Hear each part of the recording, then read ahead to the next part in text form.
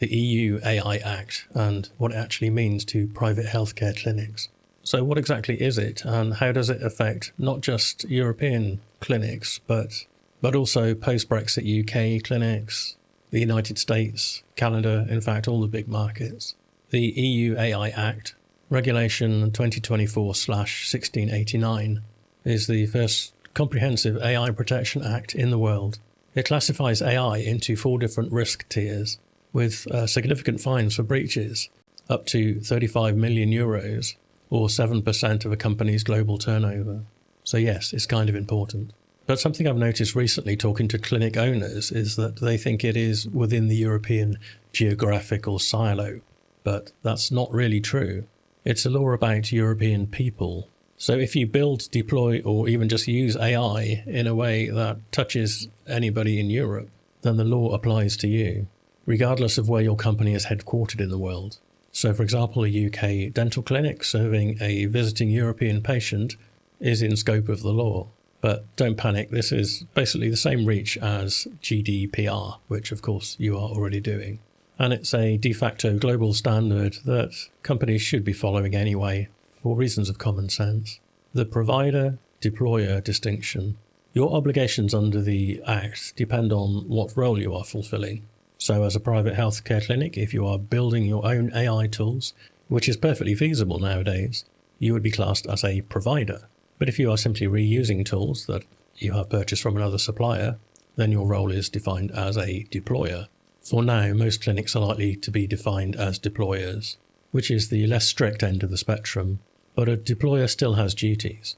But if you create your own clinical AI software, which is relatively easy, you will still have some duties such as human oversight, and of course using the tools that you purchase for what they are intended for, so not abusing or gaming the system, as it were, or repurposing the software for other uses. And you also have a duty to ensure that all of your staff are AI literate. So please consider which of the 2 roles you currently fall under and where you might be in the future. The 4 tiers. Aside from the provider and deployer distinction, there are also 4 tiers that you will need to rate yourself against, so that you know exactly what parts of the law apply to you. The 4 tiers are: number 1, minimal; number 2, limited; number 3, high; and number 4, unacceptable. Number 1, minimal. Examples of this in the private healthcare clinic would be AI automations for appointment reminders, SMS appointment nudges to your patients, and simple email spam filtering. There's no real obligations in this tier because there's no real risk, unless you were to do something crazy like give OpenClaw access to your emails, WhatsApp, and SMS system, which of course is obviously high risk if it goes haywire. Number 2, limited.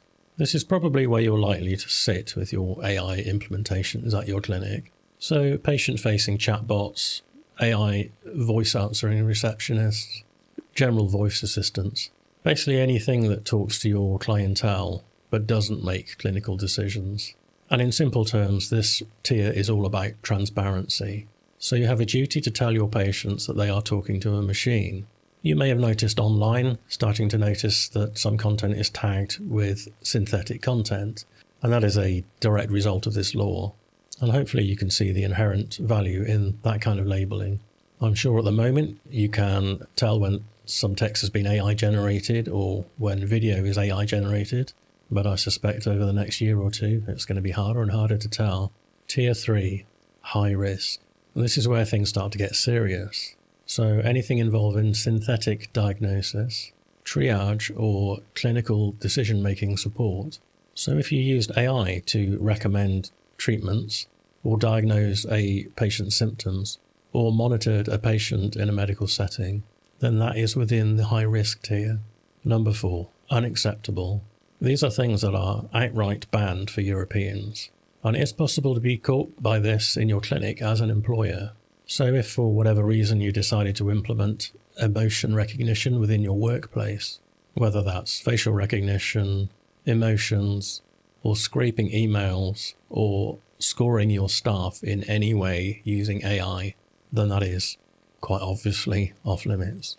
Generally, the legal core of this tier and all of the Act is around protecting people's human rights. So what does this mean in practice? Well, an AI booking and reminder system is low friction, but as soon as a patient interacts with it, then disclosure kicks in. So under the Article 50 transparency obligations, you have to state front and centre that the system is synthetic. So for example, an AI voice calling receptionist must start the call with something along the lines of, "You are speaking with an AI assistant," or "I'm an AI assistant." This must be at the very beginning of the call. And if that sounds vaguely familiar, then that's because we've had years of calls starting with, "Calls may be recorded for quality purposes." And by quality, of course, they mean liability. Human in the loop. You should consider this as your safe harbour against both legal requirements and as a liability shield. It makes sense that all high-risk AI systems must have human oversight, and that any recommendations are authenticated and actioned by a qualified person. And this would broadly be the same as a clinician taking advisement from a non-medically qualified, perhaps junior member of staff. The responsibility is still on the shoulders of the clinician, their decision, their responsibility. But having a human in the loop is not a magic wand that breaks the liability chain. It's more about risk reduction, not risk elimination. Timelines. The main core of the Act, the high-risk rules, apply from August 2026, but the rules have been slightly extended for regulated medical devices under MDR/IVDR, i.e. genuine clinical decision tools. The transition has been extended by a year until August 2027. There is also an amendment to the Act, currently in negotiation, called the Digital Omnibus, and it's possible that might defer high-risk obligations further, but we will see. And in some ways, this is just kicking the can down the road. It's better to be prepared right now. Of course, you should always seek legal advice from an independent lawyer around timelines and liabilities, and I am in no way a qualified legal specialist. Caveats.